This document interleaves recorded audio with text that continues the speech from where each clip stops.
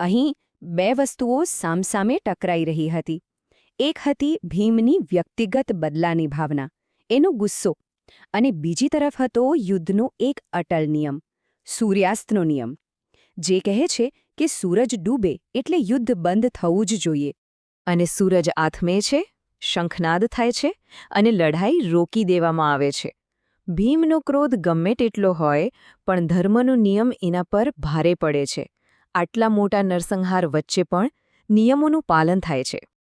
યુદ્ધના મેદાન પર તો શસ્ત્રો શાંત થઈ ગયા, પણ એની અસલી કિંમત તો હવે ચૂકવવાની હતી.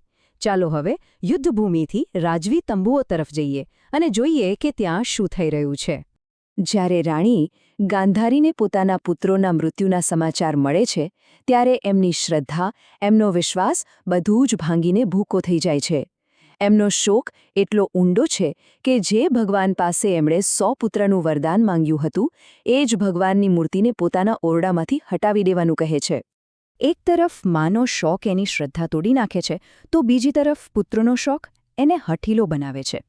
દુર્યોધન પોતાના ભાઈઓના મૃત્યુની હકીકત સ્વીકારવા જ તૈયાર નથી.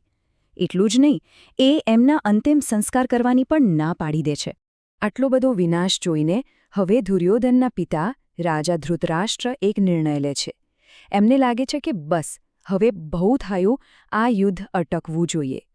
પણ એક વ્યક્તિની જીદ આ યુદ્ધને અટકવા દેશે નહીં. પોતાના બાકીના પુત્રોને ગુમાવવાના ડરથી રાજા ધૃતરાષ્ટ્ર હાર માની લે છે.